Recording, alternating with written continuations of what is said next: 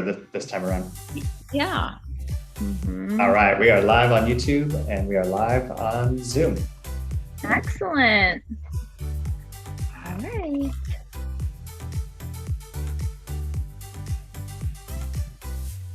Welcome and good morning to our attendees today. See, everyone is starting to, it's fun to watch that little number of attendees pop up. So good morning, good morning. We will go ahead and begin as close as we can to on time, but in the meantime, as you get settled, please go ahead and introduce yourself in the chat. Do make sure that you are sending it to all panelists and attendees so that everyone can see it. So welcome. We are so glad you're here.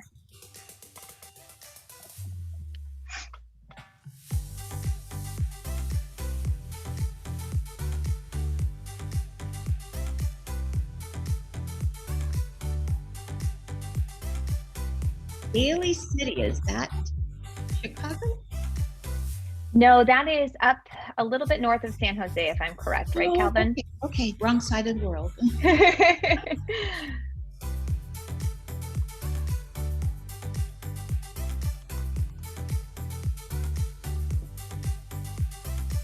All right, welcome.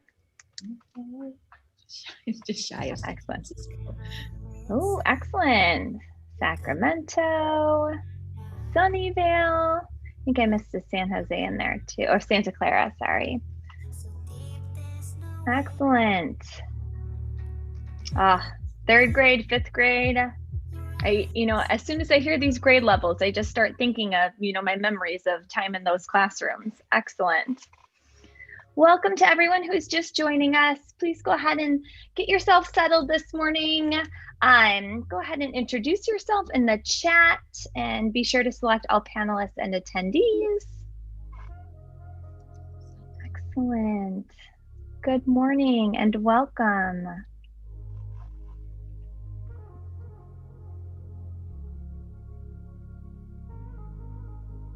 All right.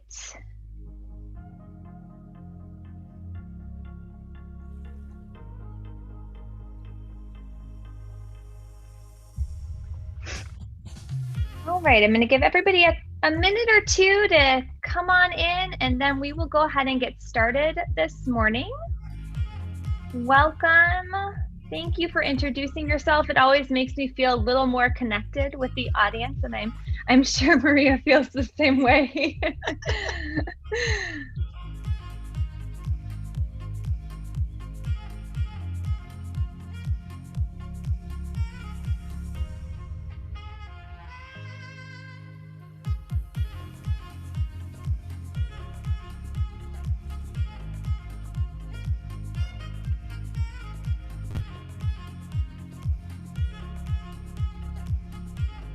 Nice to have the music to kind of get us. Yes, keep the mood going, right? Excellent. All right. Well, we're going to go ahead and get started just with a couple of announcements that we have before we begin our presentation this morning.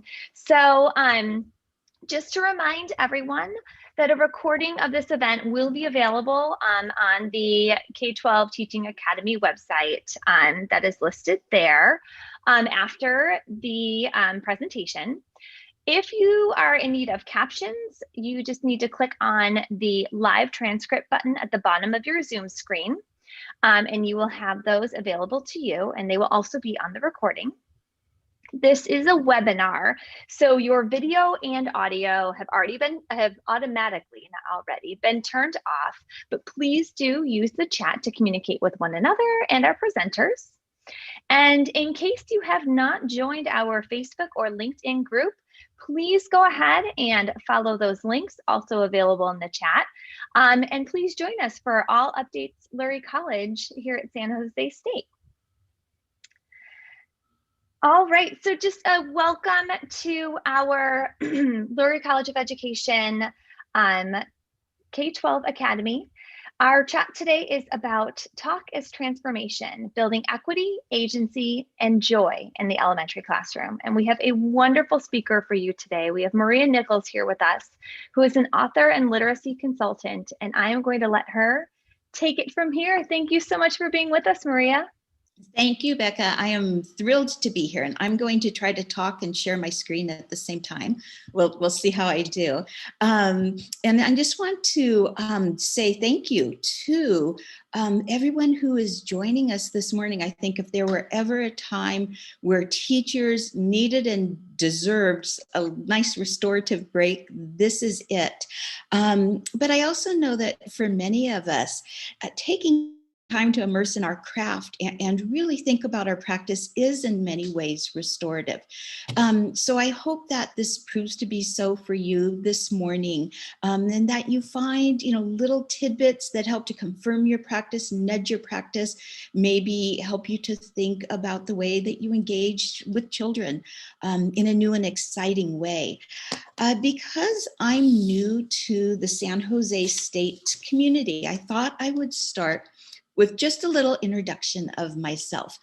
So this picture that you're looking at is actually my classroom from a point midway through my career with the San Diego Unified School District. I began my work as a K-1 teacher, then became a first grade teacher, thought first grade was the most amazing grade you could teach until I taught second grade, which was the most amazing grade you could teach until I taught third grade, and on and on and on. But about midway through my career, I had been doing a lot of literacy demonstration work for the district in my own classroom. And I was asked to take a new position as a professional development demonstration teacher in a newly designed demonstration facility. So if you think about reading recovery with the one-way glass, my classroom was like a giant reading recovery room where one long wall of it was that one-way glass with a training facility on the other side. So where you think you can see me in the back there taking this picture, that's actually my reflection in that glass. And I taught in this facility looping with a group of first graders that then became a 1-2 combo and then a 2-3 combo for 3 years. And it was really a pivotal time for me in terms of my professional growth trajectory, because at the same point that I started the work in this professional development facility, I started to become aware of conversations about the power of talk in learning environments. And, my first questions were, talk, what my kids talk, what's the big deal? But as I began to explore with greater depth, I began to realize the constructive potential of talk, the power of talk to really push meaning making. And I was doing so at a point in time where I had anywhere from 20 to 200 pairs of eyes on my practice on any given day, and then had the opportunity to not only teach in the morning, but go over into that professional development side of the facility and workshop with the teachers and coaches and administrators who were there and get feedback on my practice. So during those 3 years, I began to, ask better and better questions about talk and began to figure out some of the behaviors we needed to teach into talk and the outcomes of those behaviors. And then from there, I moved into literacy coaching and became a site-based coach. So I was at one K-6 site for 3 years, where I began to take what I thought I knew about talk and watch it take hold across that K-6 spectrum in classrooms that I was working in every single day. And about that time, I wrote my first book about talk, Comprehension Through Conversation. From there, I went on to become a district level resource teacher and gradually a district level administrator in charge of innovation programs. So with that work, I was continually infusing my current level of understanding about talk and trying to push the envelope of what I understood or thought I understood about the power of talk and ways to engage children in talk. So eventually that next iteration of work became Building Bigger Ideas, which came out, oh gosh, almost 2 years ago now. And so we're going to be talking through a lot of the work that's in those 2 books, and both can serve as resources if you're interested in delving further. I began thinking about the restorative or the transformative nature of talk well before the pandemic. But some of the reading that I've been doing lately has me even more convinced that we need to really highlight what happens in learning environments when they're alive with children thinking and talking together. I've been reading and rereading an article by Rachel Gabriel that came out in the Washington Post back in March. It's actually, the article is called What Learning Loss Really Means. And the byline is actually Valerie Strauss, Strauss. It's easily Googleable. But Valerie Strauss pulls in Rachel Gabriel, who pushes back at the notion of learning loss, reminding us that we need to consider the wealth of learning that children actually have done in this last year. The problem solving, the depth of understanding of humanity and relationships, and all that they have been working their way through. And she asked some really important questions. Among them, what if we assumed that children were more resilient, well-rounded, and creative than we ever gave them credit for? And what if we assumed that they were advanced in ways that we never imagined? And then what if we operated off of those assumptions?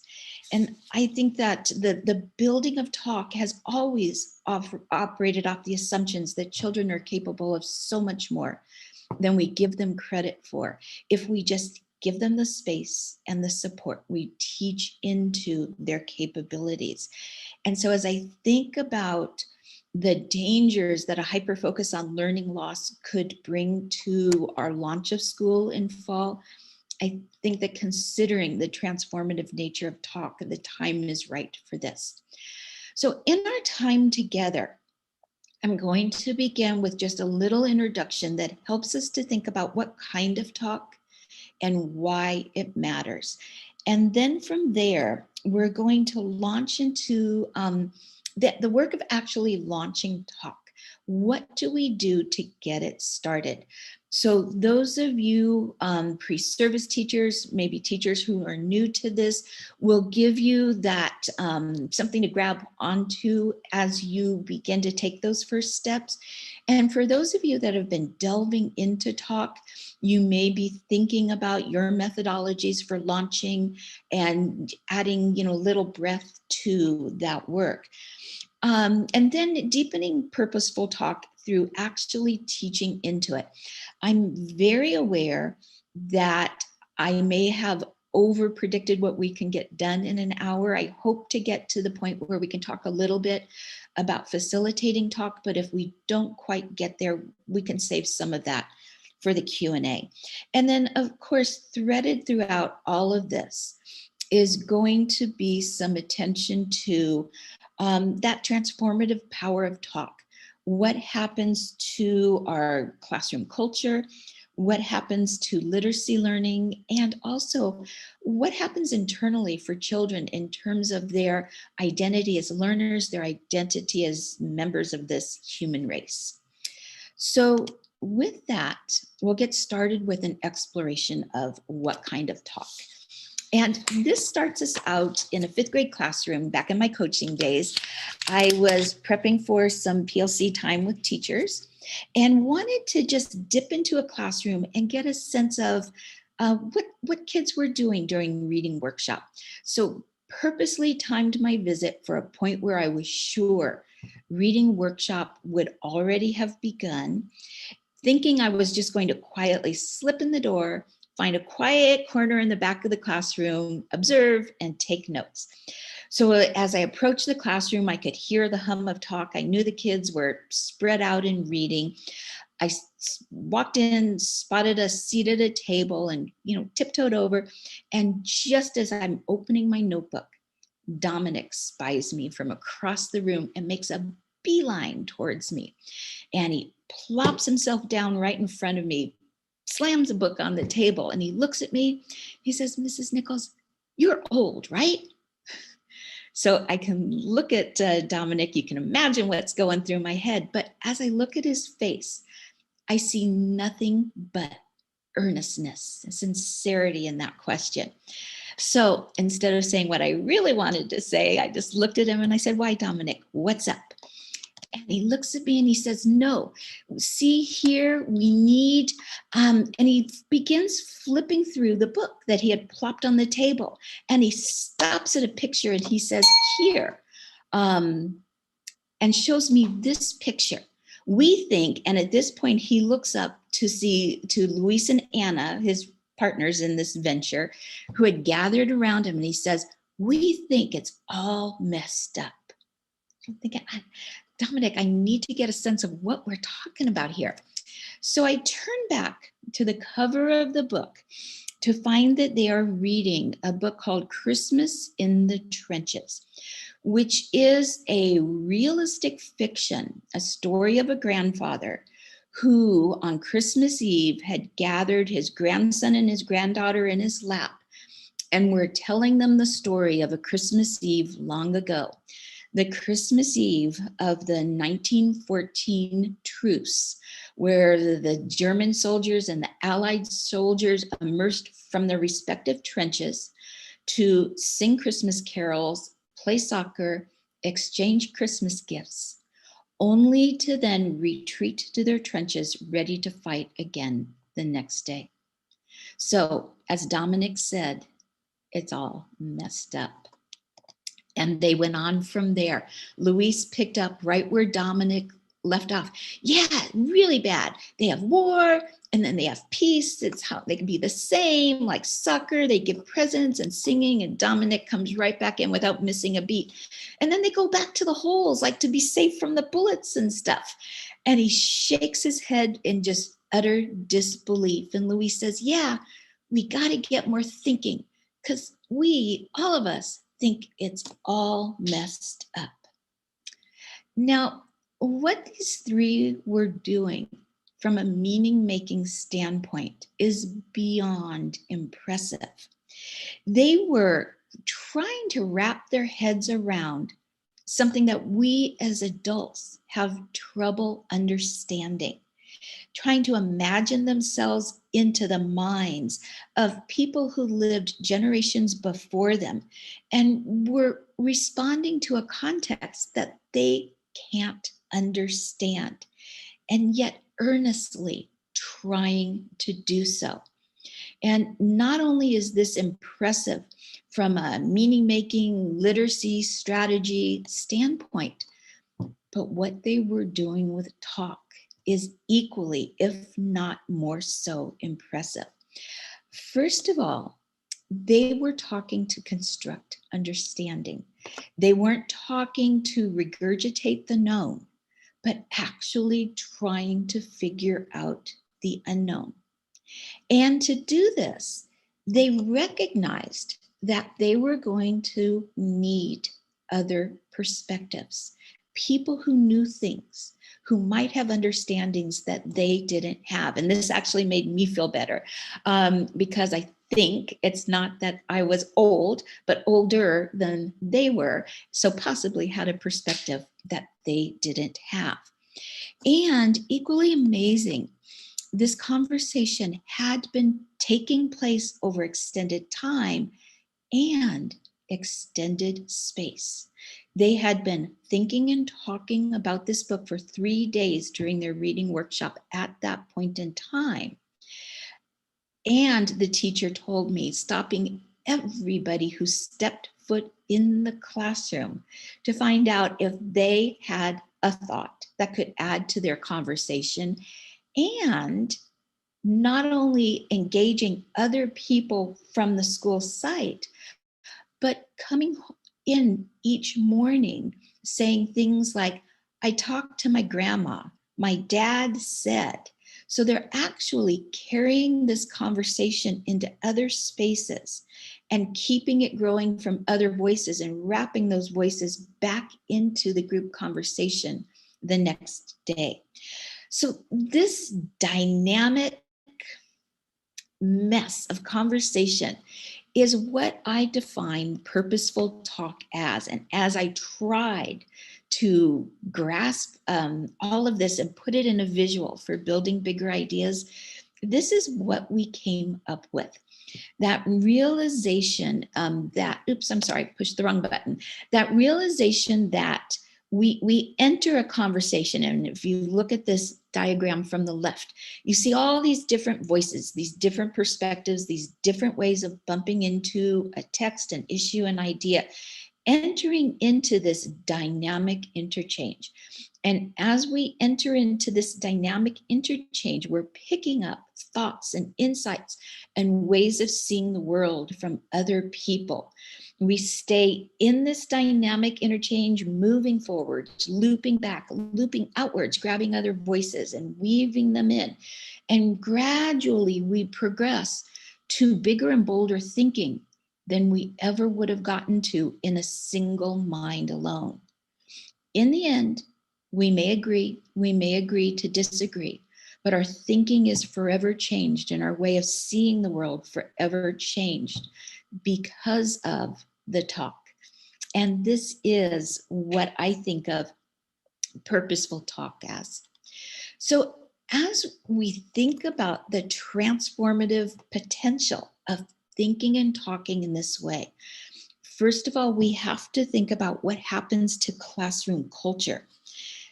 Through this kind of talk, as we get it up and running in a classroom, all children come to realize and feel that they are seen and they are heard. And they recognize that their voice has value in this space. And they also come to better understand each other.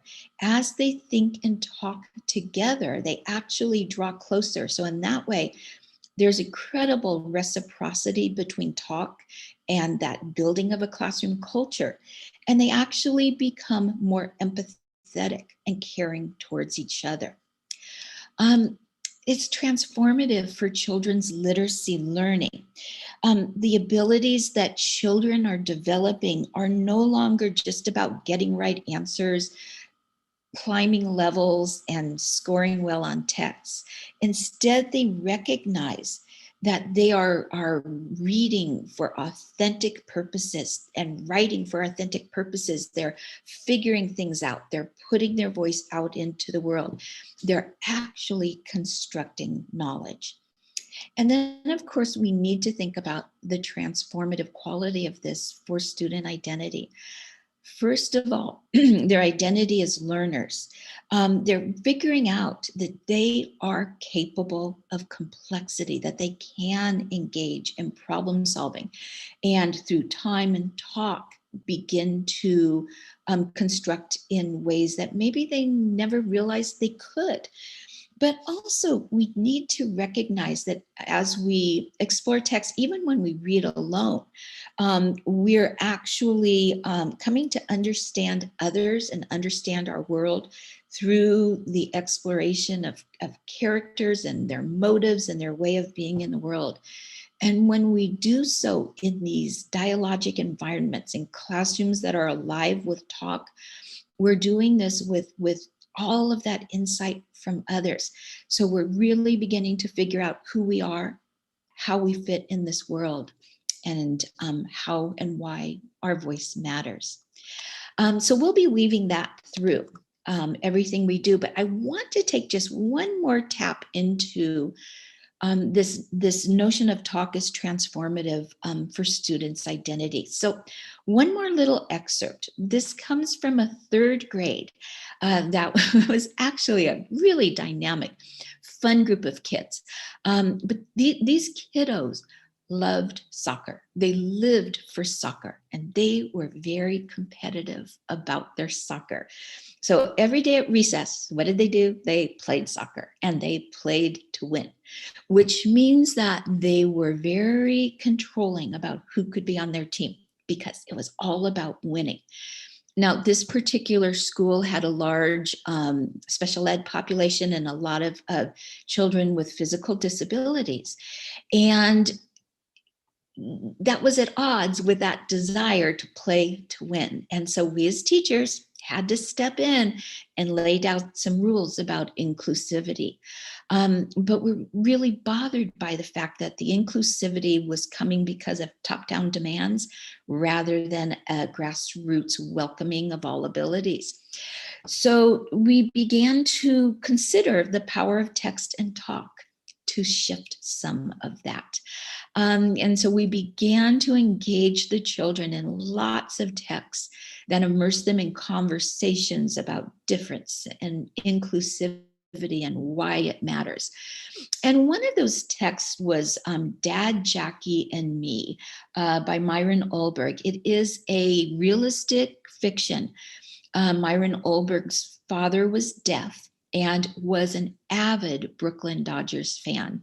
And this story is about a time that they went to a ball game, and his dad was cheering for the Brooklyn Dodgers, but in his deaf speak.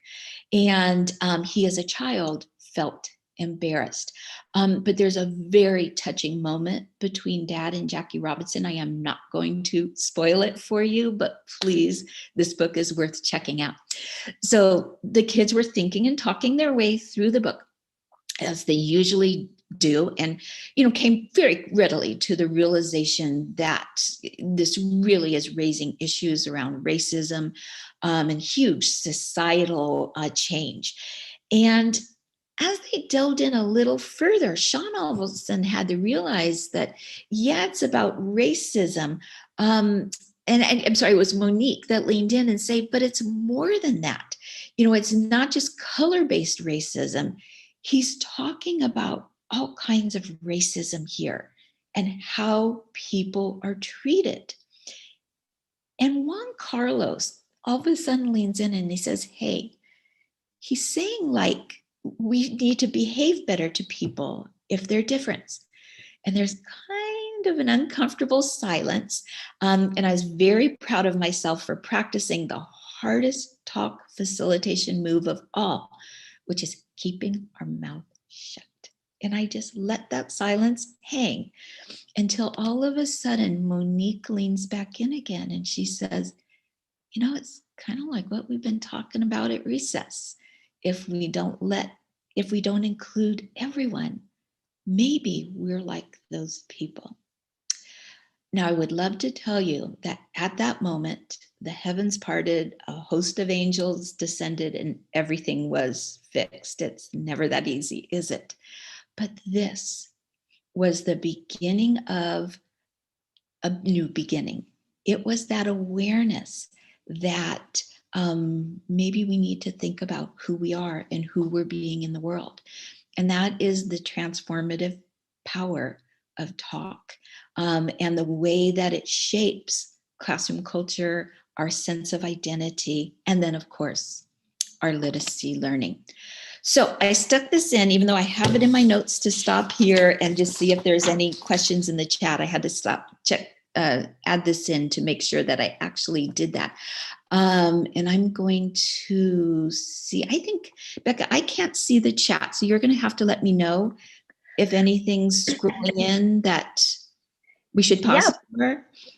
We don't have anything yet, but as everyone, should feel welcome to pop anything in there. I did, I think, find the Washington Post article with the learning loss. So I did put that in there. Okay. Yeah, but so far so good. And how about I interrupt you in case we have some pressing questions or a couple questions, and we'll take it from there. Okay, sounds good. Then we're going to launch right into a quick peek at what this actually looks like and sounds like. And then we're going to go from there into that. So how do we actually get this kind of talk started?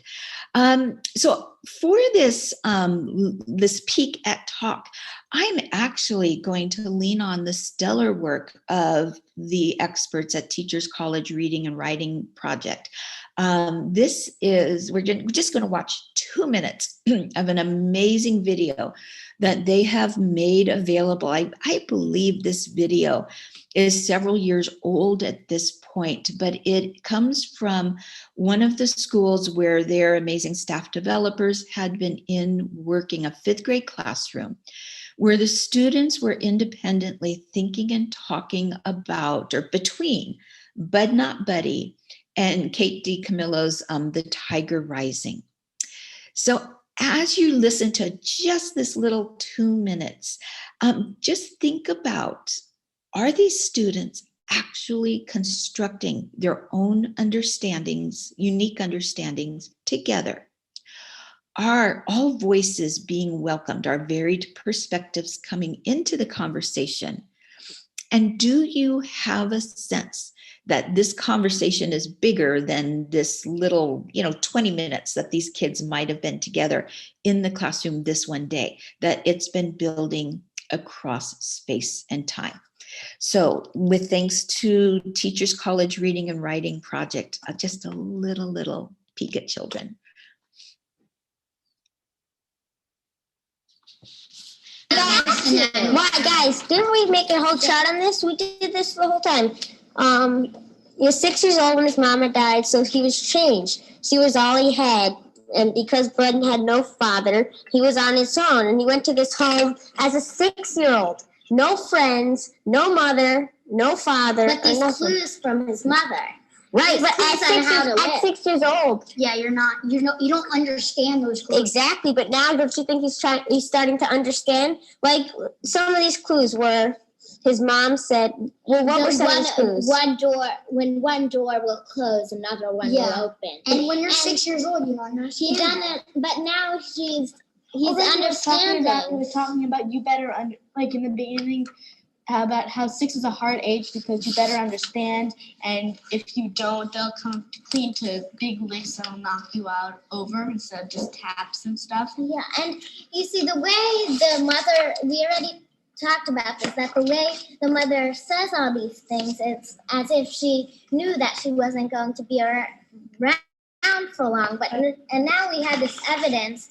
I don't remember where, but he said actually straight out that I think my mother didn't know knew she wasn't going to be around for a long time. And so the don't worry thing. Don't worry, I'll tell you this. Okay, I'm going to stop it there. It is a fascinating video, and and I think you can see there's layers of complexity there. You could spend lots of time unpacking just the depth of strategy work those kids are engaging in. And I did put the link right there at the bottom left corner of the slide. If you wanted to go in and watch the whole thing, I highly recommend it. But I think just coming back to our question, so are these students constructing together? I think that one's a given.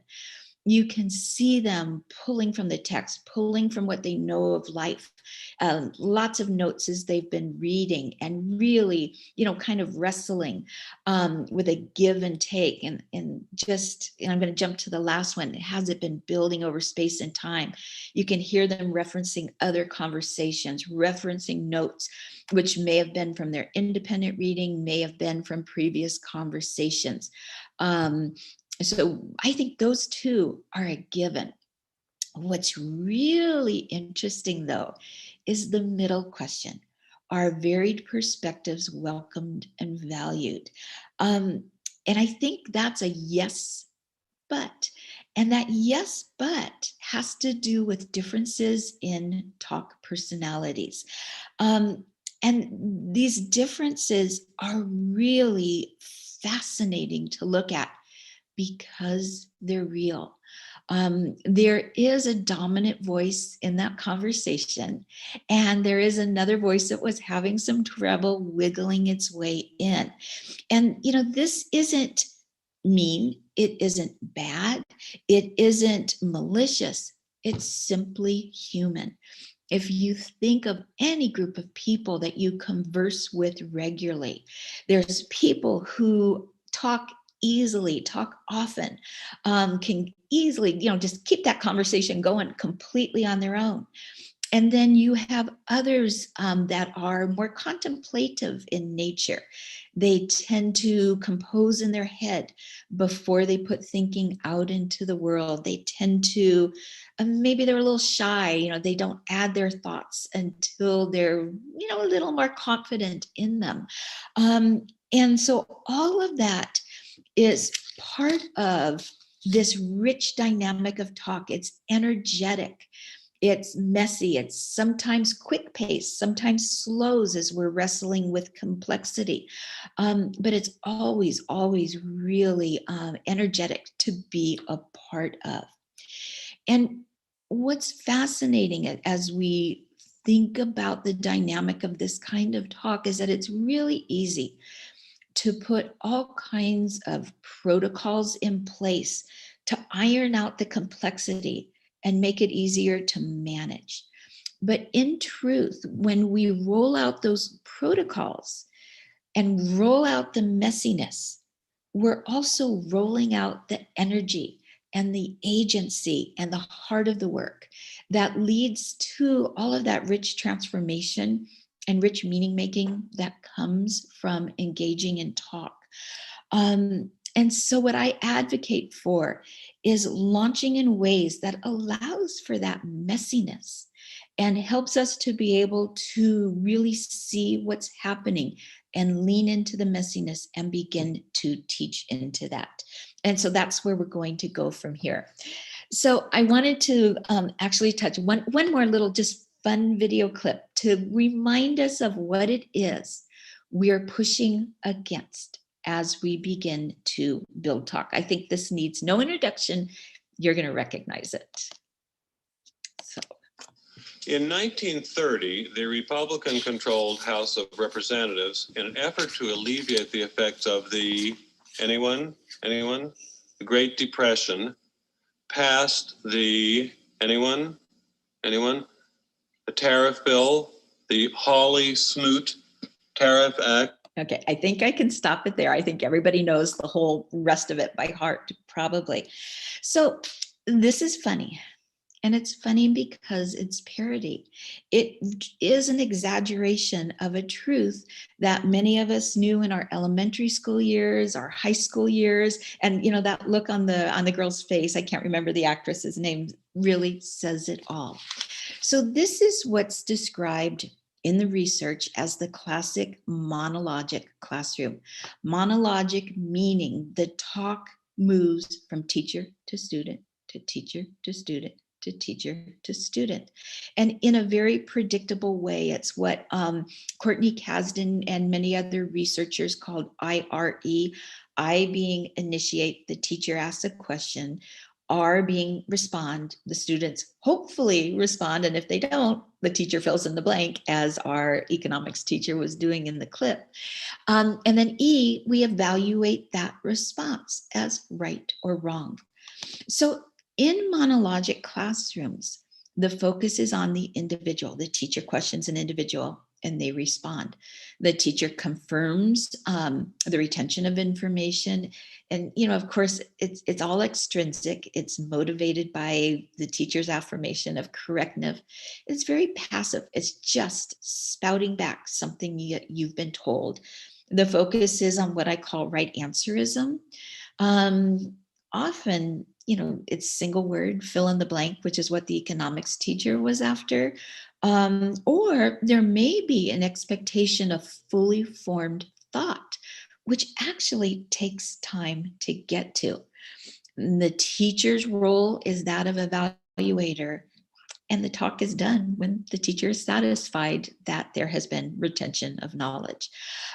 So what we're going to talk about is how we shift from that monologic to dialogic, meaning a classroom that is truly alive with talk.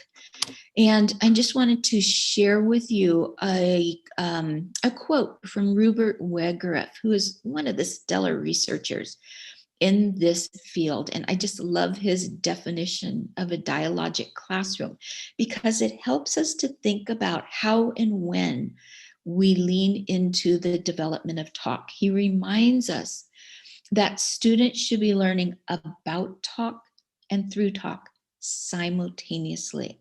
So it means that we don't have, 20 minutes on our calendar on Tuesday, Thursday, and maybe if there's time on Friday when we work on talk. That whatever we're doing, being readers, being writers, being scientists, being artists, we are constantly reminding children of the power of talk and teaching into it in ways that actually lifts their talk as they are thinking and learning together. So one more, so first steps for getting this started. And these are, I actually should have labeled this first teacher steps for making this shift, because these are things for us to do as we prepare. First and foremost, we've got to engage children in ideas that are worthy of their intellect. If a text or a science provocation or a math problem offers nothing compelling to talk about, trying to pull talk out of children is next to impossible. They're miserable, we're miserable, and we feel like failures because we're not getting talk growing. And then touching back on the talk personalities that became visible in that little clip, we need to become aware as children begin talking about these compelling texts and ideas. We need to become aware of the different talk personalities. Who talks easily and often? Who's more contemplative? Who's shy? Who needs several revisits of a conversation to finally add their voice? Who adds their voice more readily in turn-in talks where children are compared as opposed to whole group conversation? And then we need to watch our children to become aware of where they are with purposeful talk behaviors, which we'll get to in just a minute. So one more talk transcript that will help us to illustrate all three of these. This was work I was doing in a second grade classroom. A group of kids had been talking about this book, A Kitten Called Moonlight by Martin Waddell. This is an old text, but it never fails to be a favorite in any classroom that I use it in, simply because it truly does touch at the heart of something that's real and relevant for all children. And you can still get it used on Amazon. So this is the story of a little girl and her mother who bond through the retelling of the story of the stormy evening when they found a lost kitten on the beach, a kitten they called Moonlight. So we had been talking about the why of this mother and child having this conversation over and over and over again through the whole text. That realization that the conversation was drawing them closer together. And we've been talking for about 30 minutes at that point, which, this is one of the wonderful side effects of teaching children to think and talk well. They talk and they talk and they talk. So at about the 30-minute mark, I'm watching my wristwatch and thinking, okay, we need to get moving into reading workshop here. So I attempted to kind of wrap the talk up and get them ready to move on when a hand waving over in the corner caught my eye. And I looked over and it was Lawrence, who never gets his voice out whole group. And so I looked at him with surprise and I kind of, just raised my eyebrows, and Lawrence leaned in and he said, "Why did they tell it again?" Meaning, why do they keep telling the story? Now inside, I'm thinking, really, Lawrence? We've been talking about this for 30 minutes now because, let's admit it, we're human too. But again, I managed to keep my mouth shut. And instead, I just looked at the rest of the class and I thought, let's see where they go with this. And without missing a beat, Lawrence's peers leaned back in. Eric said, well, families really do it to remember the good times. And then Brenda added something new, something that had not come up in the 30 minutes we'd been talking about this. She said, yeah, my family really does it. And Kendra is interested. She leans in and says, telling stuff like what? And so, Brenda shares, my mom tells about stuff like when we were little. Eric, oh yeah, so you guys can remember that. And Rosa leans kind of back into what they'd been talking about in the book. And Jamaica, realizing that, gosh, your family's like that family in the book. So what's happening here? It's really intriguing. I do believe that, first of all, this was an idea that compelled. Lawrence wasn't the only one who had that thinking still resonating in his head. And I think the fact that new connections emerged makes that evidence. Two, I do believe that the other children in the classroom recognized that hearing Lawrence's voice, a whole group like that, was something new. And they were leaning in to support him. So there's that awareness of, the power of compelling text, and also how that awareness of talk personalities helps us to make in the moment decisions. I do want to talk just a little bit about compelling text, because again, if we don't get ideas that resonate, don't bring them alive in the classroom. I'm just checking the time. We won't be able to engage children in this kind of talk. I think that we're all aware of Dr. Rudinson's Bishop's work around compelling text. That notion of text serving as mirrors, windows, and sliding glass doors is pivotal. So important that children see themselves in books.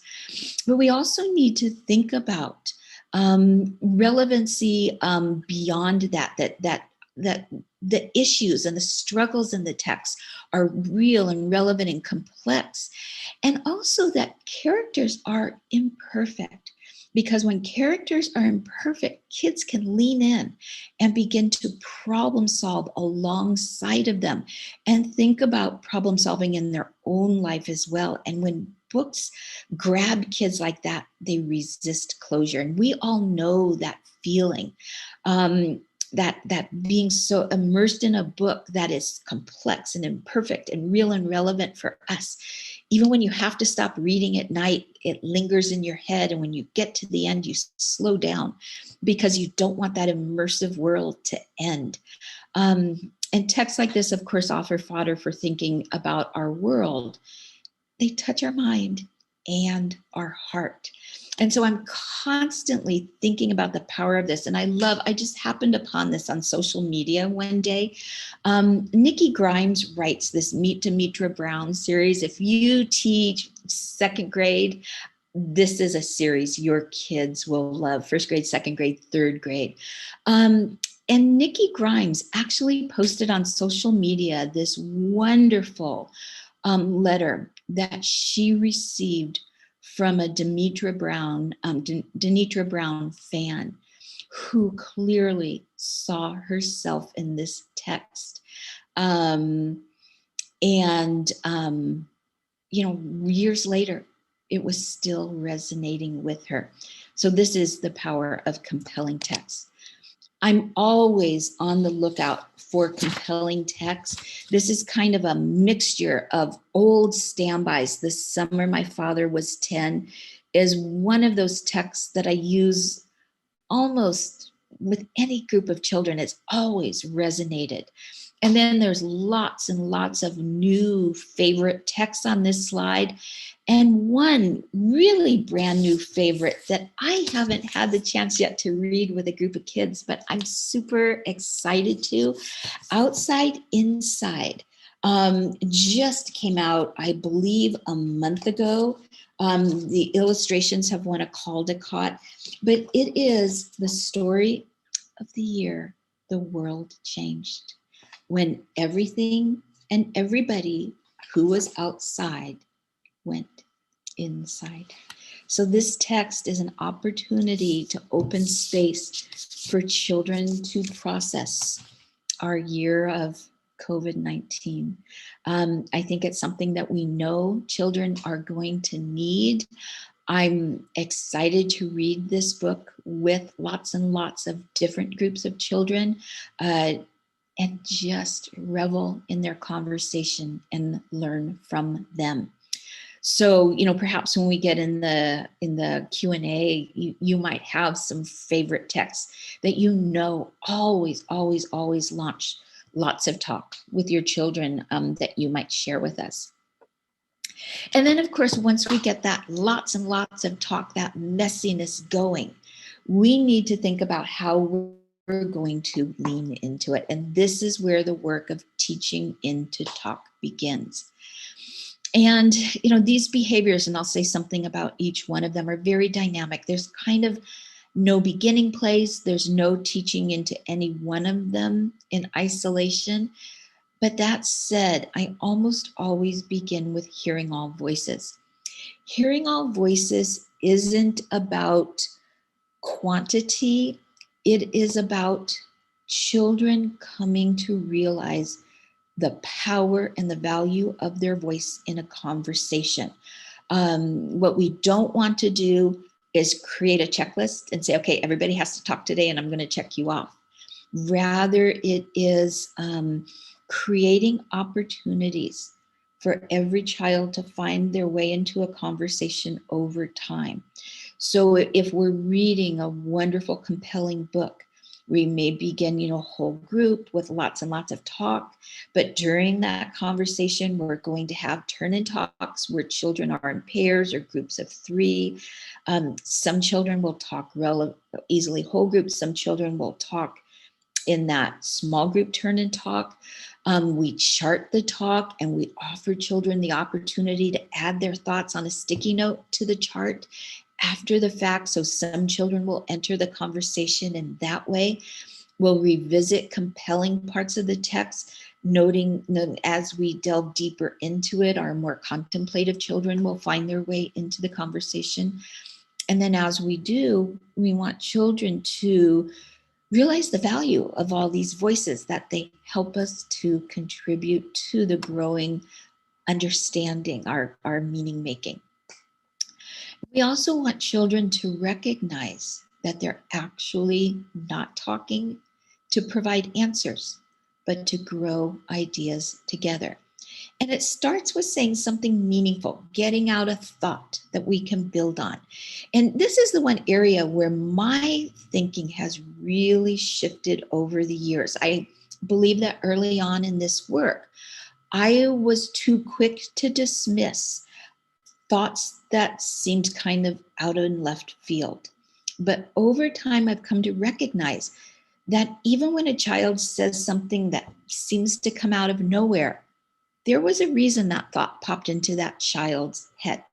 It didn't come from nowhere. That child made a connection, which led them to another connection, which made that something pop out of their mouth. And if we can help them to create that bridge for us, help us to understand how that thinking is connected, there's fodder then for us to grow from. We need to also help children understand what it is to listen with intent. Listening is hard. It's hard for us as adults. I know when I'm in challenging conversations, I'm actually rehearsing my own thinking and listening for a break in the conversation so I can tell everybody what I think, instead of doing what I need to be doing, which is taking in thinking from others and meshing it with my own thinking and helping to grow that new idea. And so we need to actually teach into listening.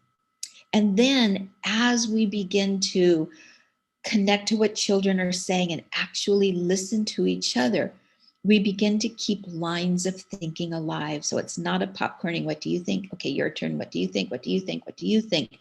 But isn't that fascinating? Let's pause right there and talk about that.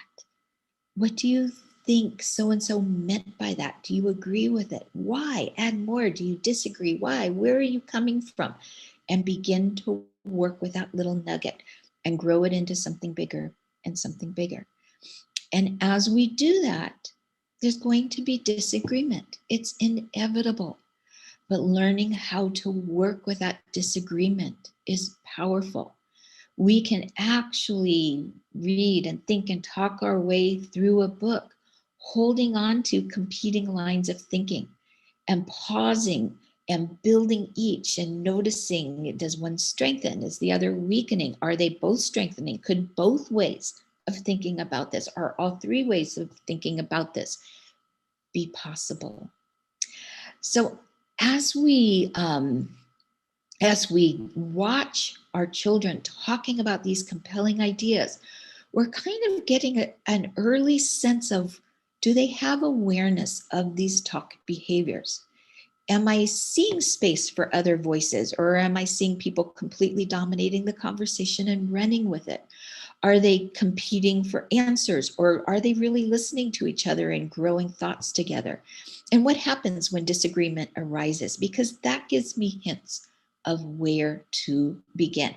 And the beginning of this is messy. It's about learning to, I'm going to just skip that because I know we're coming to the end. It's about learning to take this dynamic and actually go into what I'm calling cycles of focus, facilitate, and feedback. We say things to children like, so as we're, engaging in our reading today, and thinking about the dynamics of our characters and gathering inferences about them, I want us to think about our talk also. And I've been noticing that as we talk, there's some voices trying to get into the conversation that aren't quite making their way in. So let's be mindful of those voices and just notice if others are trying to enter the conversation. So I'm just, through my focus, creating, and I think I have a slide here. We're just creating awareness. And then I'm going to just skip this really quickly. As we facilitate, we're going to actually begin to nudge for that work.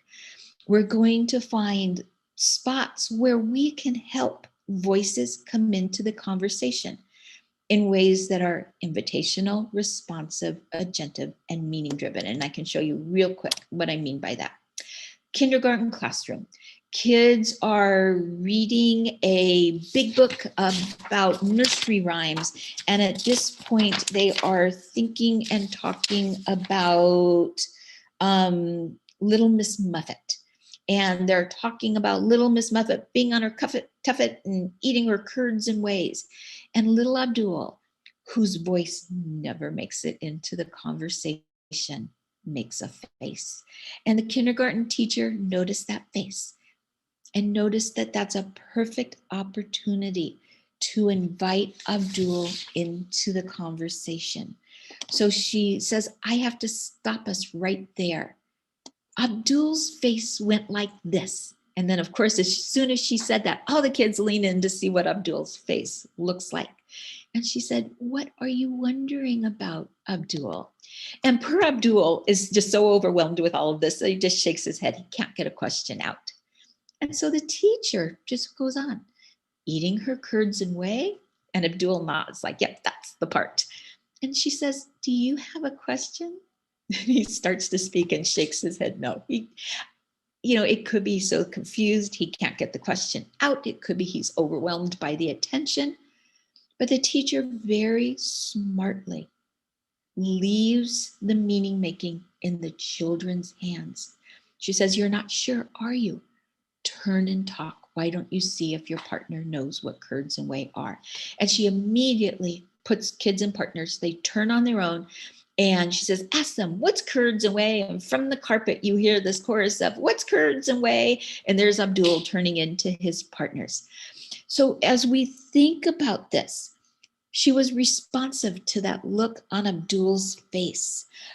She invited his voice. He wasn't quite ready, but she maintained the children's agency and left the meaning making in their hands. And all of this happened in less than a minute. That kind of facilitation is really, really fast. So all of this is huge. Coming to understand talk behavior, learning to facilitate in these ways is, just lots and lots of time of trying things a step at a time, honoring our own learning curve, realizing that, even if we talk too much, even if we're, not quite as attentive as we wanted to be, we can go back in tomorrow and we can try again. But the more we begin to take this on, the more we begin to shift from monologic environments to dialogic environments, where the work becomes collaborative. Children are using talk in transformative ways to build community, to construct big ideas, to understand what it is to be truly, truly literate, and to begin to understand their learning identity and use all of this rich talk to understand who they are in this world. And of course, I realized I skipped over feedback, which is that opportunity to help children see the power of their talk that day. So in closing, how did I do? I think I'm just right there. Talk truly is transformative. We can reshape classroom culture. We can reshape what children believe being literate is all about. And we can reshape their sense of identity, learning identity, and their sense of self, because thinking and talking together touches the heart and it touches the mind in ways that are incredibly, incredibly powerful. So with that, I think we are 10:30 on the dot.